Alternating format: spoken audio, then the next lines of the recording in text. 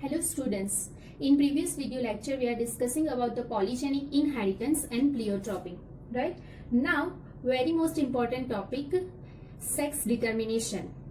इस टॉपिक में से मोस्टली MCQs आते ही है. It is a very most important for MCQs, right? So what is sex determination? So अगर हम सिंपल लैंग्वेज में बात करें तो इन ह्यूमन बींग्स में कौन रिस्पॉन्सिबल है कि बेबी गर्ल होगा या बेबी बॉय होगा, कौन सा वो फैक्टर है या क्या चीज है जो रिस्पॉन्सिबल है इसके लिए कि बेबी गर्ल होगा या बेबी बॉय होगा, तो उसे बोलते हैं सेक्स डिटर्मिनेशन, राइट? कि किसकी वजह से ये मेल और फीमेल होता है, राइट? तो उसे बोलते हैं sex determination. So the mechanism of sex determination has always been a puzzle before the genetics. Genetics जब नहीं आया था, it means कि जब क्रोमोसोम, DNA, जीन्स ये सब चीज का रिकॉग्नाइजेशन नहीं हुआ था, उससे पहले ये एक पजल था. सेक्स डिटर्मिनेशन एक पजल था. The initial clue about the genetic or chromosomal mechanism of sex determination can be traced back to some of the experiments carried out in insects. मतलब कि कुछ इंसेक्ट्स में उन्होंने एक्सपेरिमेंट्स किए scientist ने, और जब क्रोमोसोम और जेनेटिक्स के लेवल पे उन्होंने जब एक्सपेरिमेंट किया तो उन्होंने तब कंक्लूड किया कि ये chromosome is responsible for the sex determination, right? So the Henking 1891 could trace a specific nuclear structure all through spermatogenesis. Spermatogenesis means the sperm बनने की जो मैकेनिज्म है, स्पर्म फॉर्मेशन करने की जो मैकेनिज्म है, उसे बोलते हैं spermatogenesis. In a few insects क्या किया उन्होंने कि उन्होंने स्पर्मेटोजेनेसिस की जो मेथड थी, जो मैकेनिज्म थी, उसको ऑब्जर्व किया इन इंसेक्ट्स में. And it was also observe by him that 50% of the sperm receive this structure after spermatogenesis, whereas the other 50% sperm did not receive it. So Henking ने क्या किया, उन्होंने एक कोई पर्टिकुलर इंसेक्ट लिया, उसकी स्पर्मेटोजेनेसिस की जो मैकेनिज्म थी उसको पूरा ऑब्जर्व किया. तो उन्होंने ये ऑब्जर्व किया कि कुछ स्पेसिफिक न्यूक्लियर स्ट्रक्चर है जो जब गैमीट बनते हैं स्पर्मेटोजेनेसिस में से, जब स्पर्म बनते हैं तो 50% स्पर्म्स के पास क्या होता है, वो जो न्यूक्लियर स्ट्रक्चर है स्पेसिफिक, वो 50% स्पर्म्स के पास होता है और 50% स्पर्म्स के पास नहीं होता. So Henking give a name to this structure as the X body. उन्होंने उस टाइम पे वो जो न्यूक्लियर स्ट्रक्चर उनको दिखा था, जो 50% स्पर्म में दिखा था, 50% स्पर्म में नहीं दिखा था, तो उसको क्या नाम दिया, एक्स बॉडी.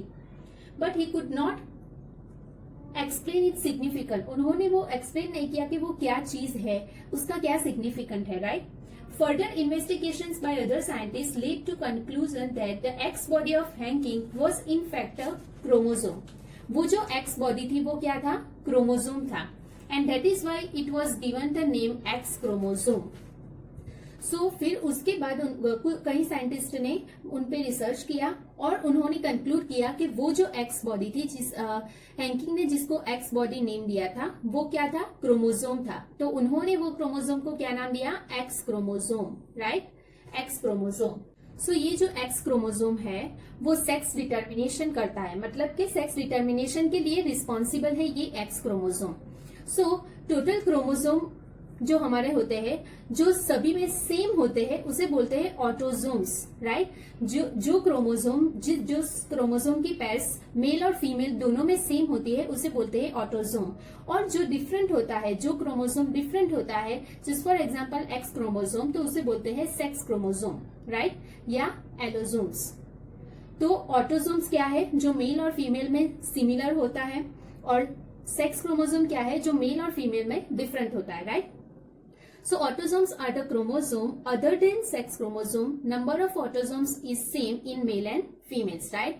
Sex chromosome कौन से है, X and Y, just for example, are the chromosomes which involve in sex determination, right? तो two types के क्रोमोसोम होते हैं, autosome and sex chromosome. Autosome male और फीमेल में सेम नंबर में प्रेजेंट होते हैं, और सेक्स क्रोमोसोम जो है वो सेक्स डिटर्मिनेशन के लिए रिस्पॉन्सिबल है. तो मेनली टू मैकेनिज्म बताई गई है एनसीईआरटी में सेक्स डिटर्मिनेशन के लिए, XX-XO मैकेनिज्म और XX-XY mechanism. So XX-XO mechanism and XX-XY mechanism को अंडरस्टैंड करने से पहले हम कुछ टर्मिनोलॉजी देख लेते हैं. तो होमोगैमेटिक एंड हिट्रोगैमेटिक, ये हमने आगे भी देखा हुआ है। होमोगैमेटिक मीन्स सेम गैमीट्स बनाते हैं, सेम टाइप्स ऑफ गैमीट्स बनते हैं, और heterogametic means different types of gametes बनाते हैं, राइट। तो जस्ट फॉर एग्जांपल होमोगैमेटिक अगर एक्स एक्स है तो उसमें से सेम गैमीट बनेंगे एक्स और एक्स। हिट्रोगैमेटिक कितने हो सकते हैं, तो यहाँ पे एग्जांपल दिया है हिट्रोगैमेटिक का। मान लो कि एक्स ओ है, राइट। एक्स ओ मीन्स क्या होता है, एक गैमीट में एक्स क्रोमोसोम जाएगा, ओ मीन्स एम्प्टी, इसमें क्रोमोसोम नहीं जाएगा, एक्स क्रोमोसोम नहीं होगा। तो यहाँ पे दो डिफरेंट टाइप के गैमीट्स बने, राइट। दूसरा है एक्स वाई, तो एक गैमीट एक्स बनेगा, दूसरा वाई बनेगा।